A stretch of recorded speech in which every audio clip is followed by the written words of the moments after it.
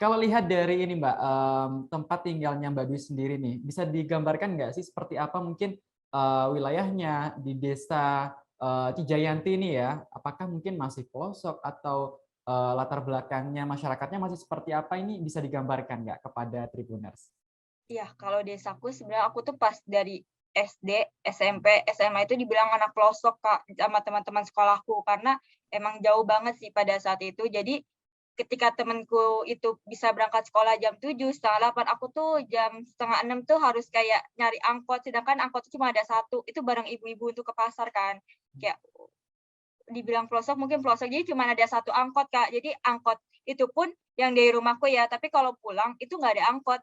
Jadi kayak dibilang pelosok pada saat itu masih pelosok, cuman kalau untuk sekarang, aku melihat sih, dia malah terpinggirkan karena kan kita berdekatan dengan Sentul ya, jadi kayak, terpinggirkan dan untuk pendidikan sih yang aku lihat itu masih kayak orang tua tuh menyuruh anaknya untuk lebih baik ke pondok pesantren atau enggak nikah gitu. Jadi, yang aku lihat pendidikannya masih sangat rendah tingkat kepedulian terhadap orang tua kepada anaknya, dan juga untuk masalah pertanian sebenarnya tuh, dulu tuh aku melihatnya, jadi zaman SMA tuh aku udah mulai membantu warga saudara aku tuh jualan keripik, Kak. Karena aku melihat singkong, pisang di desa Cianti tuh banyak loh lahan luas, tapi ternyata, makin ke sini ya namanya banyak perusahaan yang masuk kayak gitu kan.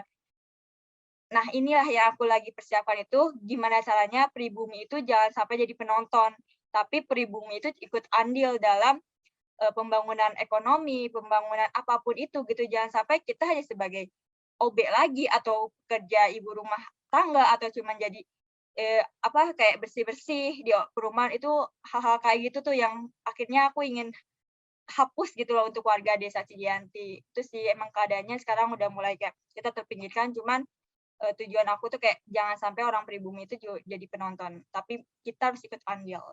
Betul, setuju banget ya sama Mbak Dwi ya, karena kan, memang tugas kita sebagai anak muda ya Mbak Dwi ya, memang untuk, mengubah mindset masyarakat yang masih mungkin pemikirannya, belum berkembang apa ya, mungkin semodern saat ini ya, yang mengutamakan pendidikan, terus juga membangkitkan ekonomi dan lain sebagainya. Nah, salah satu hal menarik yang, menjadi sorotan juga ini Mbak Dwi kan juga menjadi inisiator ya, terbentuknya Taman Baca Masyarakat, Balai Baca Cijayanti, ya kan ya?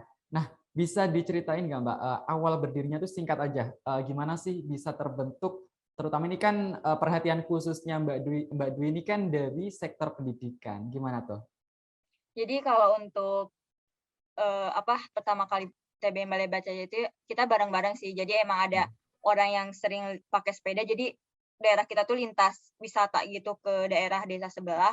Dia itu peduli dengan desa kami, dia ingin membangun taman baca. Kebetulan aku tuh juga udah ada, tapi bukan Balai Baca Jati, namanya Rumah Kreasi. Jadi setiap malam Jumat itu udah ada pengajian anak-anak, cuman pada saat itu kita belum kepegang. Akhirnya kita kolaborasi bersama ibu namanya Bu Ira, dan juga didukung dengan orang tuanya Kak Sana, Rintik Sendu, tahu kan ya, Kak, ya? Kak Sana. Jadi kita tuh kolaborasi bagaimana membentuk taman baca itu. Jadi dari situ ya terbentuklah TBM Balai Baca Jati ini. Jadi kita melibatkan juga warga-warga sekitar gitu. Cuman emang sekarang yang pada akhirnya fokus itu ada aku dan teman-temanku gitu. Jadi emang kita bareng-bareng dari kepedulian tentang pendidikan, dan aku juga ketemu beliau yang satu visi misi tujuan yang sama, karena sebelum aku ketemu beliau itu kayak ada orang tuh, "Ayo kita bentuk pendidikan, kita tapi hanya sekedar hanya ya apa sih keuntungan pribadi itu sih gitu.